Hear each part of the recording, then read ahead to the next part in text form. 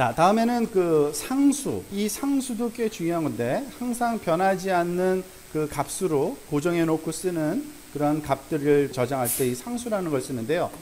그러니까 한번 정의되면 그들은 변경하거나 또는 undefined 이런 게 안 돼요. 정의를 했으니까 정의가 된 거란 뜻입니다. 그리고 그 나머지는 변수랑 똑같이 쓸 수가 있어요. 이 상수는. 그러니까 이 상수라는 건요, 사실 키워드는 define이라는 걸 사실 쓰는데 그 상수는 단순한 값을 위한 식별자 또는 이름이라고 보면 되고요. 어떤 값을 줄 때 상수로 주는 거고요. 그 값은 스크립트 안에서 변경될 수가 없어요. 그러니까 우리가 그 프로그램을 짤 때 한 번 지정하면 끝까지 계속 그 값이어야 돼요. 그러니까 변화가 되면 안 되는 그런 값들이 있잖아요. 그런 값들을 저장해서 쓸 때는 이 상수라는 개념을 씁니다.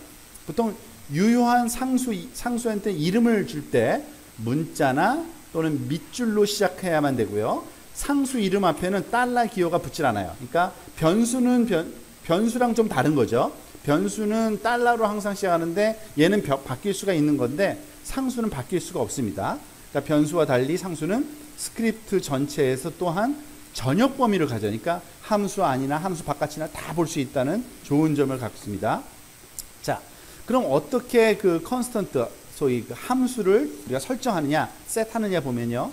함수를 설정하려면 세 가지 매개 변수를 취하는 define 함수를 사용하면 됩니다. 그러니까 define이라는 함수가 있는데요. define 괄호 열고 닫고 이렇게 쓰는 거죠. 근데 얘는 사실은 세 개의 매개 변수, 아규먼트를 세 개를 받아들여요. 그러니까 파라미터를. 첫 번째 거는 상수 이름이고요. 상수 이름. 예를 들어서 define 괄호 열고 greeting 써주면 첫 번째 변수는 얘는 상수 이름인 거예요. 두 번째는 상수 값이에요. 그러니까 여기는 콤마 찍고 문자열이 또 왔네요. welcome to w3schools.com 느낌표. 얘가 요 안에 저장되고 항상 그렇게 있고 변하지 않는 겁니다. 근데 세 번째 매개 변수는 뭐냐면 우리가 옵션으로 사실은 줄 수 있어요. 그러니까 케이스 인센시티브하게 만들 수도 있고 아니면은 디폴트는 케이스 센시티브입니다. 그러니까 케이스 센시티브가 뭔지는 아시죠? 대소문자를 구분하는 거예요. 디폴트는 기본하는 건데 여기가 기본값이 false로 들어가 있다는 얘기는 뭐냐면은 케이스 insensitive를 false로 주는 겁니다.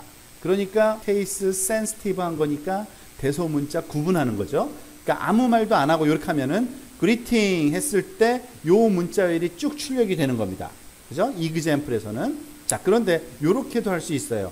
greeting welcome to w3schools.com true 해주면은 그러니까 케이스 insensitive가 true니까 그러니까 대소문자 구분하지 말란 뜻이거든요. 그러면 echo greeting 해도 출력이 돼요. 한번 볼까요? 지금 보세요. 너무 간단한 얘기지만 첫 번째 거 볼게요. define greeting welcome to w3schools.com 안에 true 해줬죠. true는 case insensitive가 true라는 얘기라고 했죠. 대소문자 구분하지 말라는 얘기입니다.